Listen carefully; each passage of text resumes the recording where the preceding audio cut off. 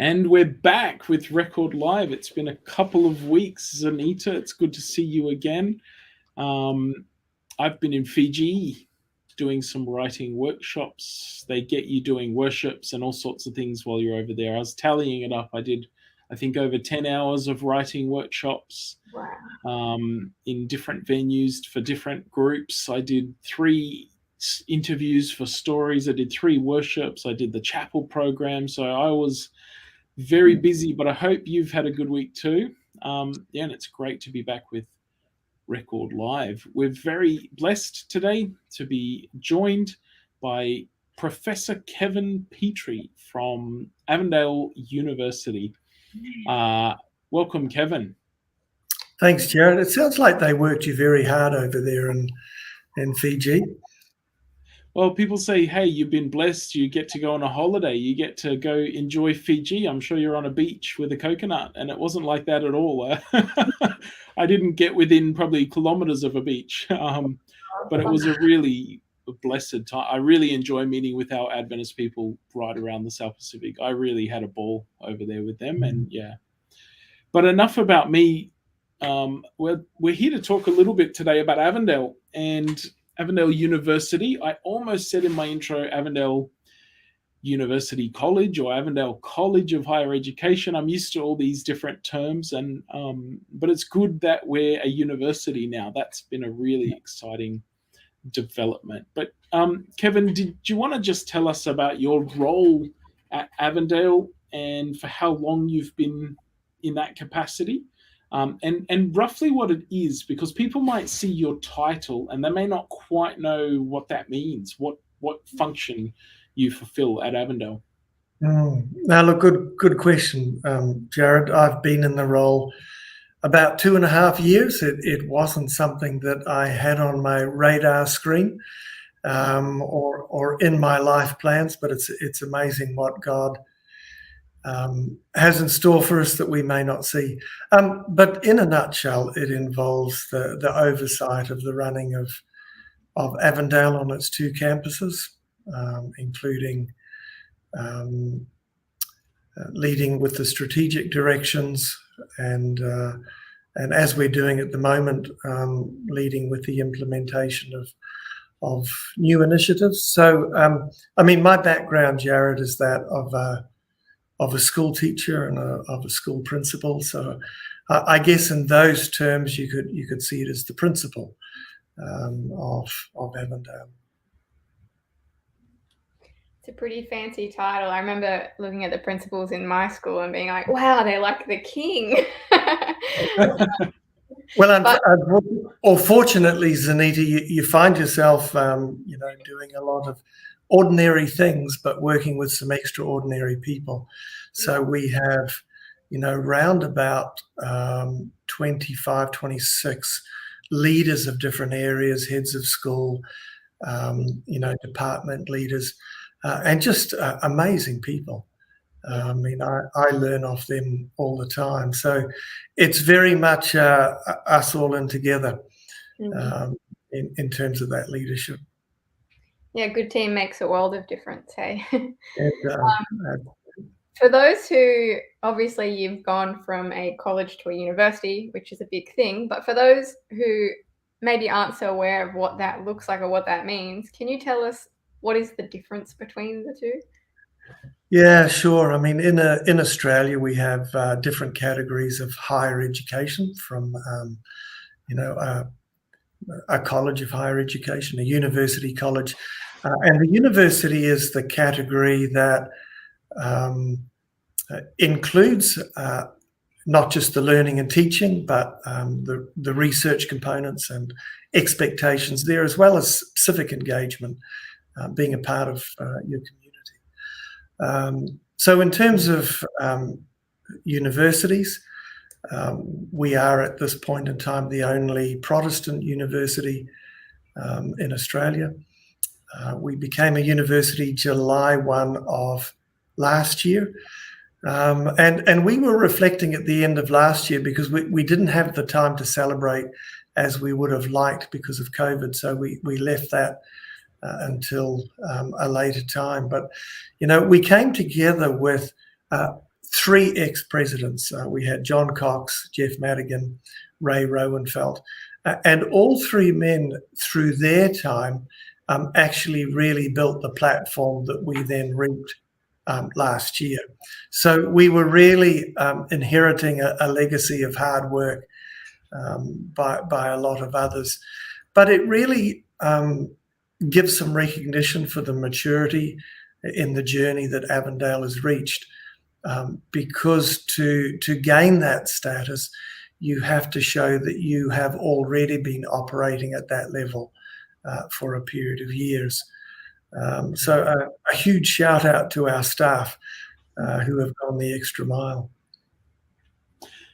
Kevin, this may not be, or I just noticed in Adventist history, there has been streams or branches of anti-intellectualism, and there could be some people who think that it's a bad thing that Avondale's become a university, that we're watering down the message. Can you just speak to how in your time at Avondale you've seen actually, you know, the Christian roots, the mission heritage of Avondale doesn't in fact get watered down or drifts away because of the fact that you've changed status? But how is it that a university can actually help us to become, you know, to create good Adventist leaders, to create, you know, the church of the future?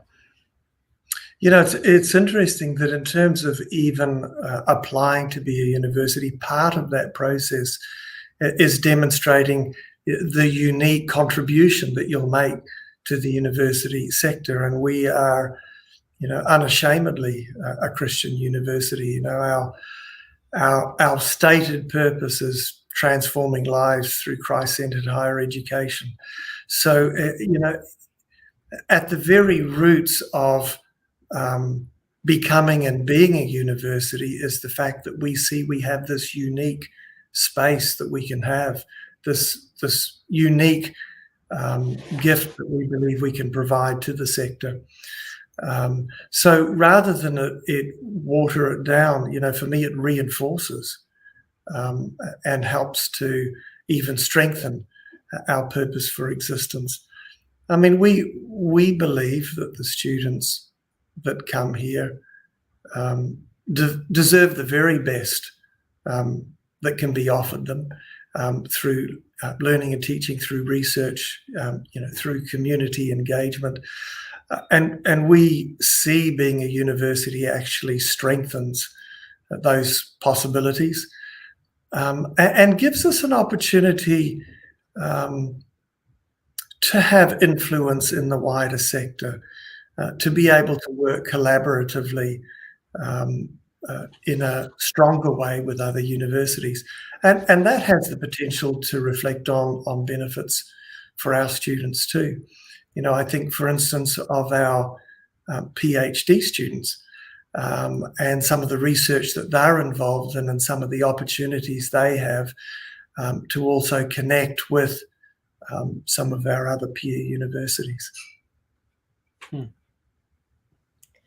Yeah, Avondale is impressive in the sense that I was reading today that it's one of the very few private universities in Australia. There's only 4 or 5 in Australia, and it's actually the 7th oldest university out of like 43 in Australia, which is quite impressive, I thought. Look, people will be surprised. You know, you'll be in a meeting and they'll go, "Yeah, Avondale."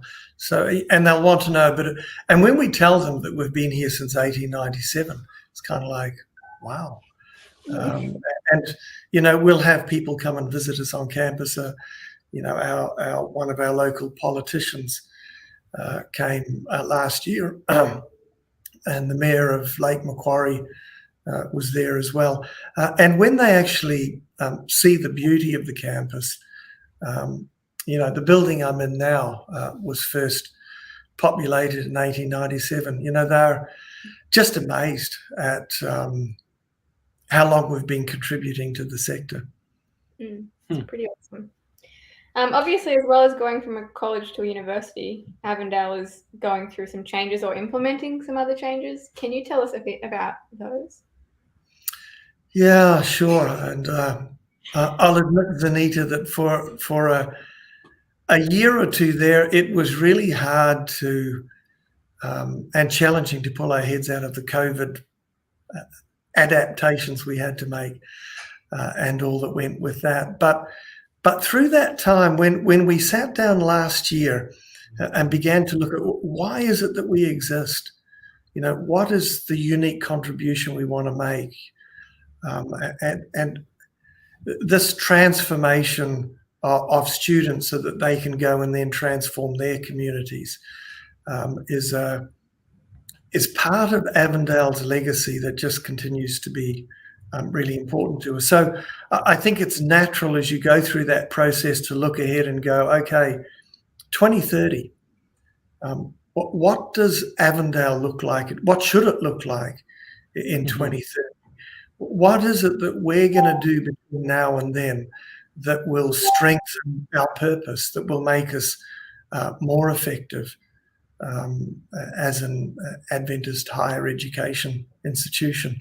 So that's led us and continues to lead us on a journey, because we're looking not just at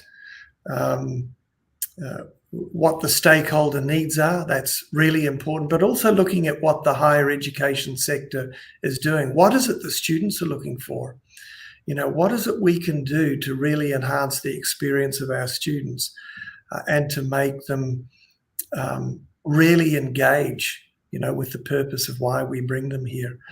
So we, as you may be aware, and some of the record readers may be aware, have rolled out and announced a few of those initiatives recently, which we're excited about, and also know that they represent a fair bit of work. And can you give us a couple of those key changes in a nutshell? I was reading the report that you provided, Avondale provided to Adventist Record about some of those changes, and it was like a new model, a new transformation, ways of doing things would change a little bit. And there were, I noticed for students and for staff, it was mentioned that things would be different to engage them and to serve them, I guess. The changes are made to serve the people that work and study at the institution. So can you give us, for, I guess, some of the highlights, some of the things that you think are the unique contributions that this plan will make, that will make Avondale a better place to study and to work? Yeah, they're in a few different areas, and maybe I'll talk a little bit about curriculum, which may sound boring to people. But in reality, curriculum is what, this bundle of knowledge and skills and attributes and values that you want students to take away, that you want to be transforming for them, that they will use in life. When we look at the fastest growing areas of education, not just in Australia, but worldwide, it's a hybrid type of delivery, where students can learn and have the flexibility to learn from where and at the time that they want to learn. So to be able to revisit, as we're going to do, all of our courses and all of our units, and to ensure that it's developed for every unit an ability to provide a really high quality experience in either form. It doesn't mean in any way that we're backing away from or de-emphasizing face-to-face, because students, more than anything, are looking for community. And whichever road they choose to take their delivery, they still want to be part of a learning community. So one of our challenges is how can we do that differently, better, in a hybrid type delivery. So what we are hoping to achieve, and I believe it will, is to provide an opportunity for others to engage with Avondale in this learning experience, even if they can't get here in person.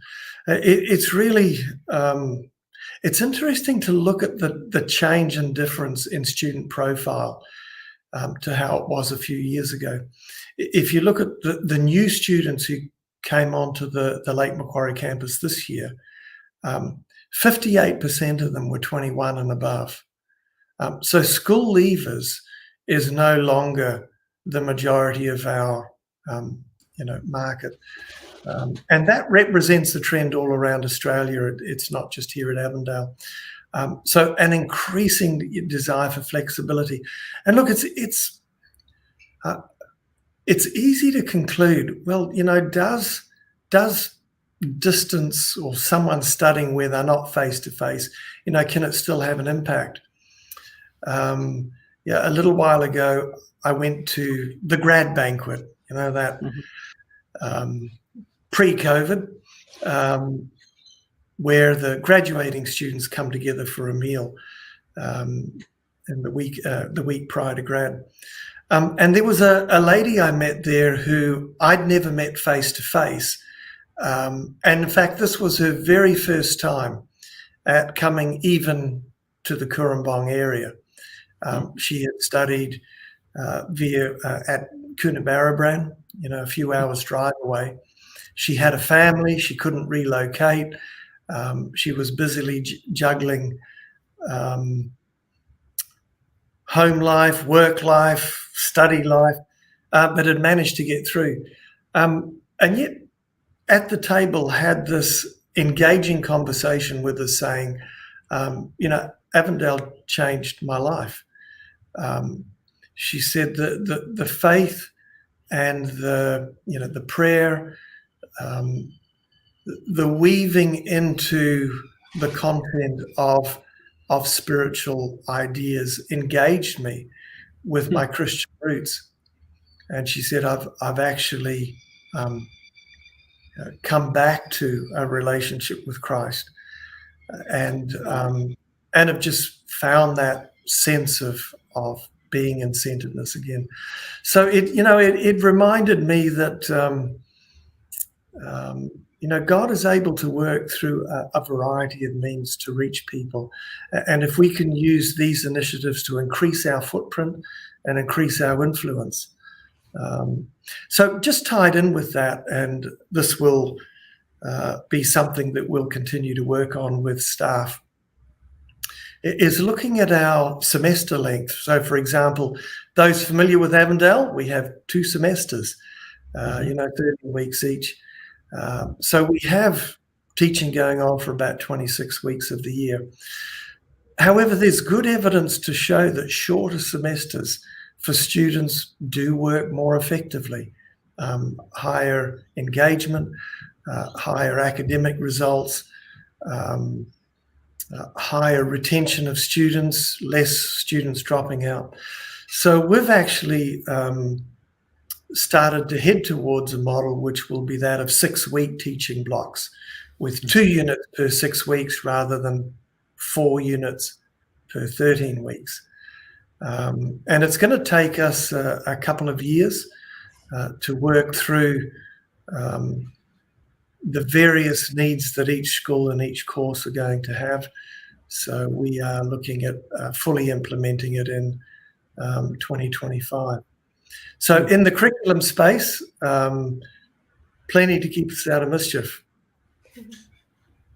Yeah, I'm really curious about the changes in your semesters, because I know that there's a university here on the Gold Coast where they do the opposite thing, where they compact everything and fast track. And so I thought that was the new way. So is this like new research that has like come out with learning, or? Yeah, look, it's been research that has been coming out over the last couple of decades, to be honest. And they've now collected results from hundreds of thousands of students.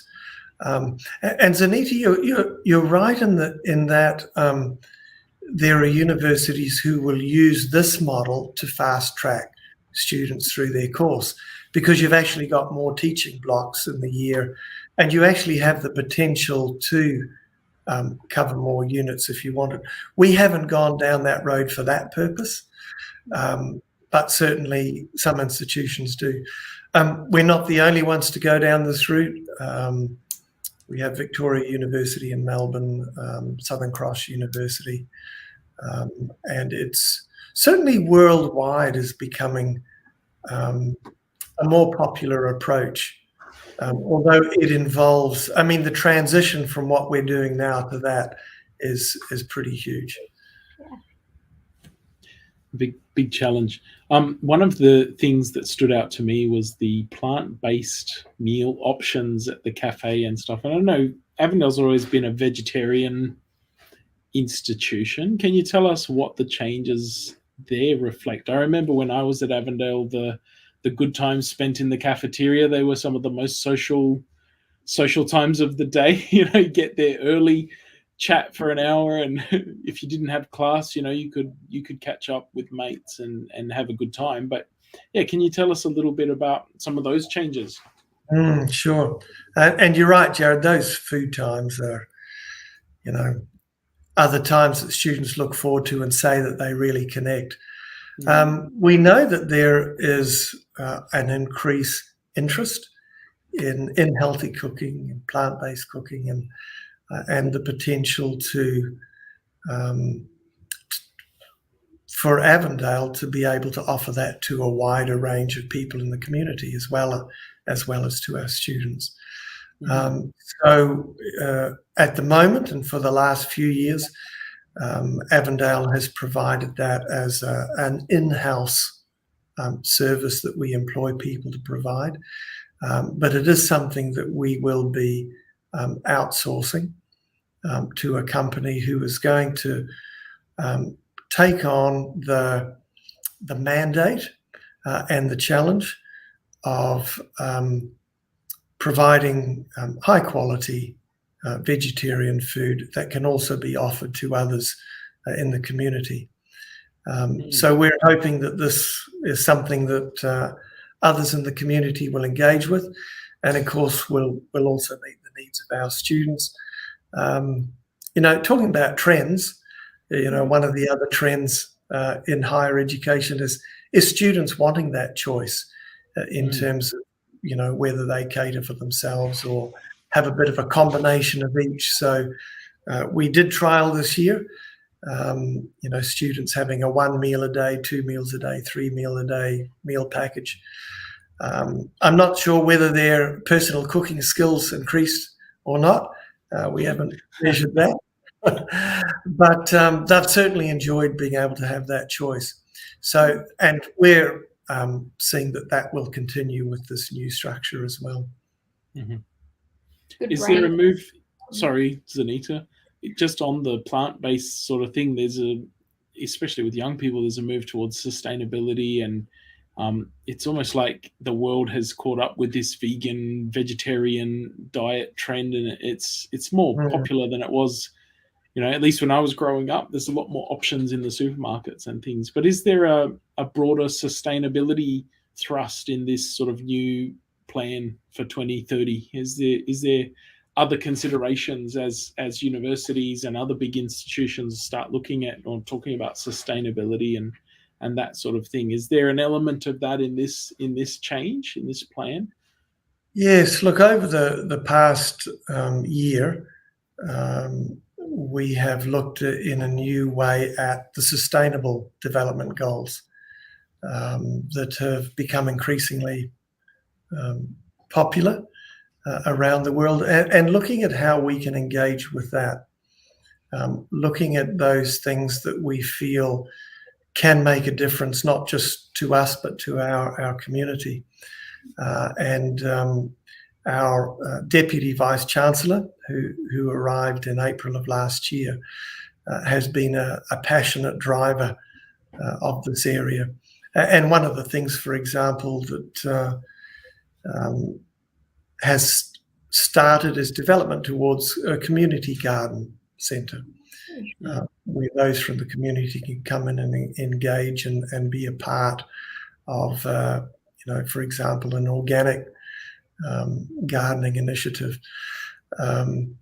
So we do see that any way in which we can contribute to this agenda contributes beyond just our local community to, the wider, I guess, humanitarian goals that I think we share in common, and I think also demonstrates that that Avondale is interested beyond its borders.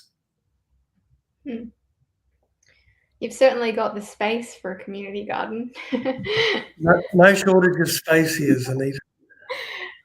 Some of it, though, at different times of the year, just stays underwater during the rainy season. But deal with that as it comes. You recently trialed a well-being program that showed improvements in students' life satisfaction. Does that have to do with this offering of plant-based students, or did it extend from that? What else did you kind of find in that? Yeah, look, we do offer, on a couple of different levels, we do offer a first-year unit for all of our students that looks at personal well-being and really aims right from that first year. So this is based on research that Darren Morton has done. So Darren Morton and Jason Hinds run that unit across the campus. And they've researched the outcomes for students who engage in that unit, and it does make a significant difference. Interesting, round the dinner table when my kids were home a year ago, we got onto the topic of this well-being unit that is now compulsory for first years. And my daughter, who doesn't live at home anymore, her eyes sparked up and she said, that unit changed my life. And I was just interested to hear more, but the skills and the approaches that they were teaching students, really has a significant impact, particularly for those who were really, genuinely engaged with the unit. But building on to that, we have, for example, Peter Beamish, who has been working with schools in developing and implementing, the Invictus Wellbeing program, and looking at what is it in high schools, for example, that builds resiliency and that positivity that is just so much needed, given the high level of mental illness and health issues that many adolescents have.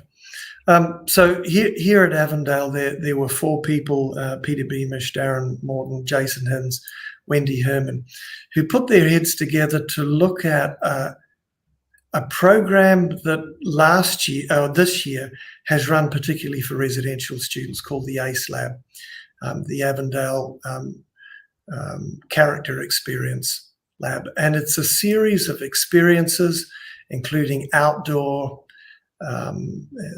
experiences, social experiences, going along to, for example, an interesting lecture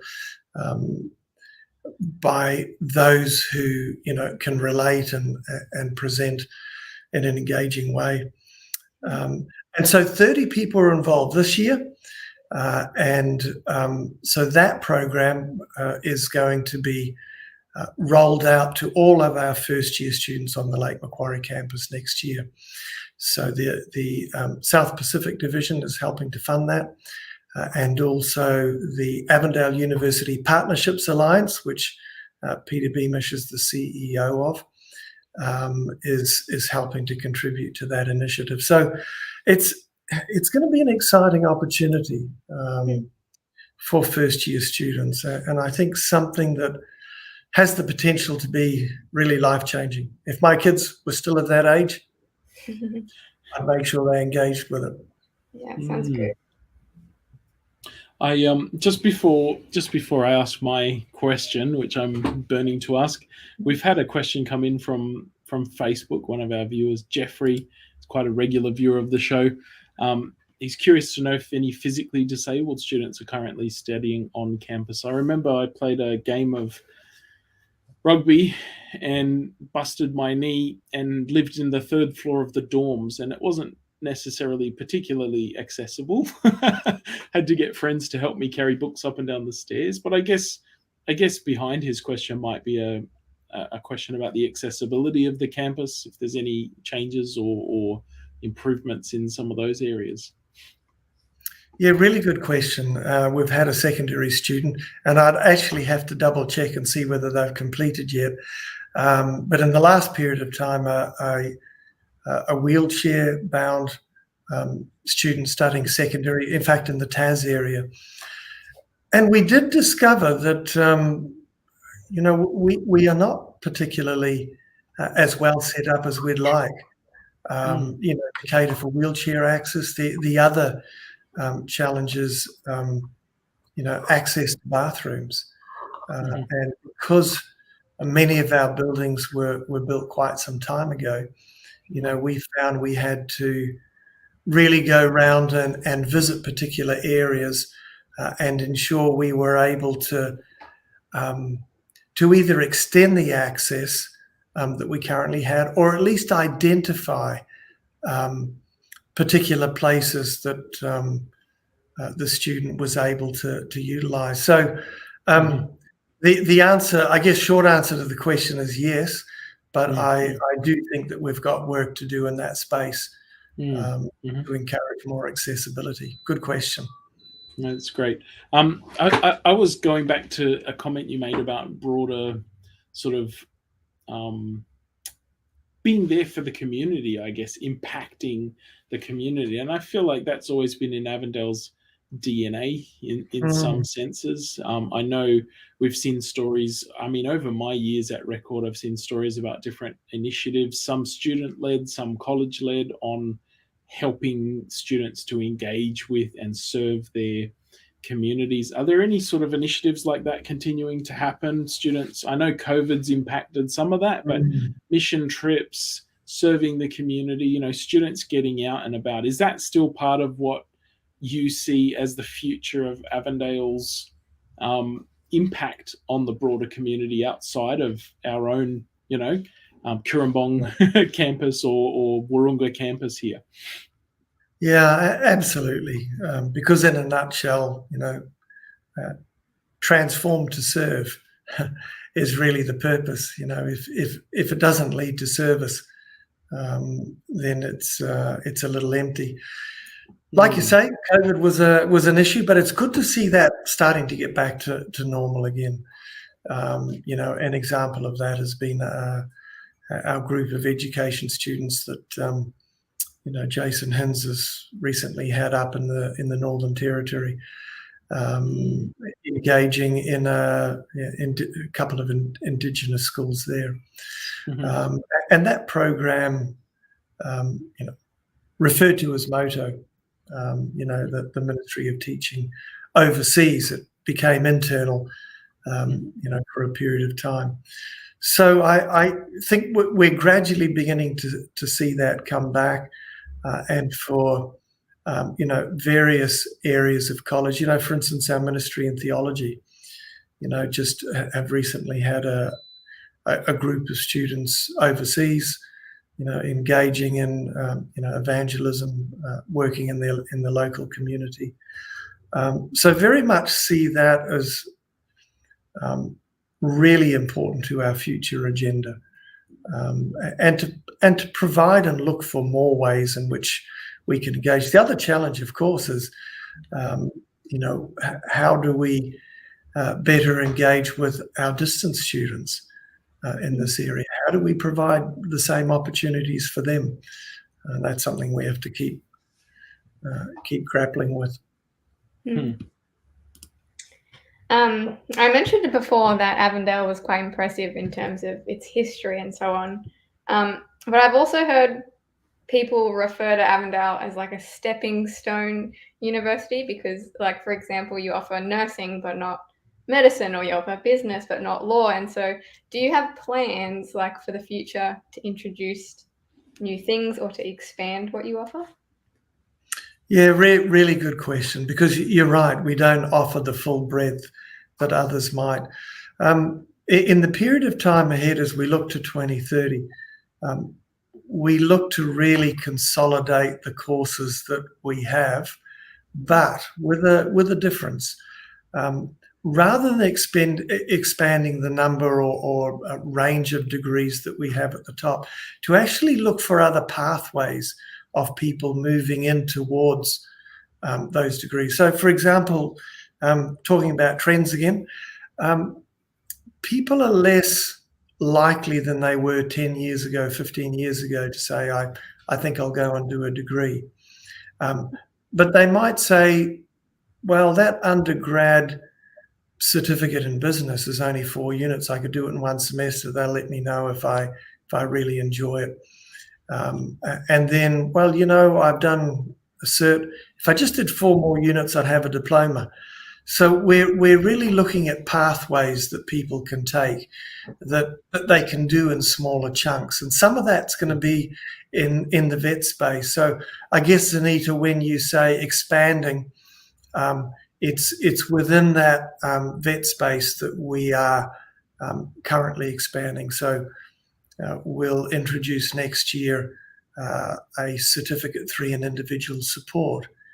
But that in itself over time can become a building block to other things that we do. We're also just in the process of having accredited a Certificate 4 in ministry and discipleship. But again, that's part of a building block that someone could then complete and then go on to a degree in ministry and theology. So really looking at what is it that mature age students are looking for example, that might be different from school leavers, knowing that school leavers are no longer the largest part of the market. What is it that they're looking for? And generally they're looking for smaller bites. They're looking for pathways that they know will lead through potentially to something else. And they're really wanting that flexibility of when, how, and where they study. Interesting. And I guess with you talk about consolidation, and one of those is consolidating the courses that you do offer by offering more postgraduate options, I believe.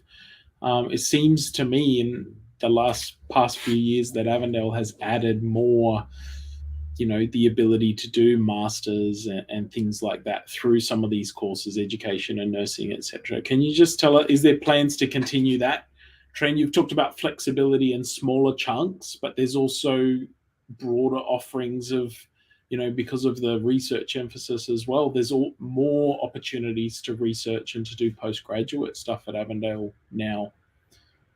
Yeah, look, absolutely. And again, it fits in with, career changes are a significant part of the market who are wanting to be able to come back and to focus at a postgraduate level in a particular area. So, for example, you can have a degree in a number of different areas and come and do a 2-year Master of Teaching to become a teacher. So we have a number of people who come through that route.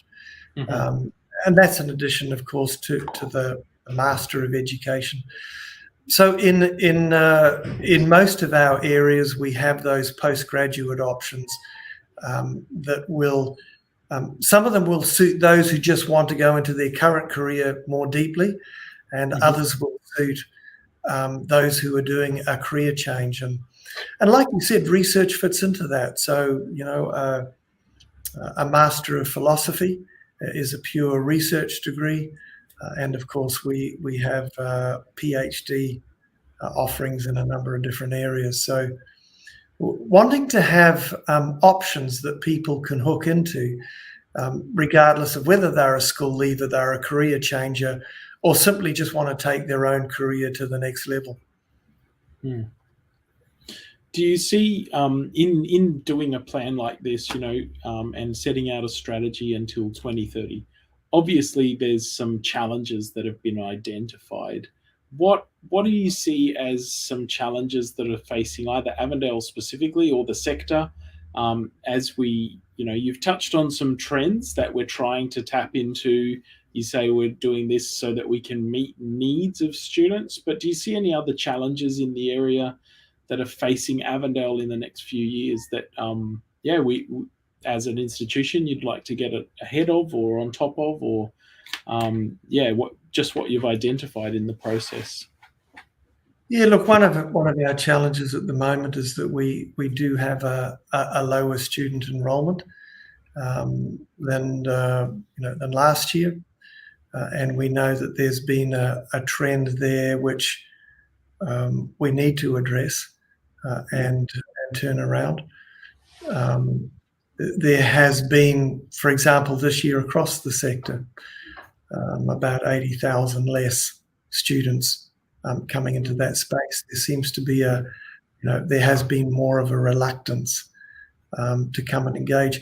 I think one thing that we and the sector-wide we're going to have to focus on is more of a seamless higher ed, not so much the distinction between higher ed degrees and vocational educational training, but really see them as being one combined sector where students can come in and benefit and find that direction and that pathway as they see best. And that's certainly a direction within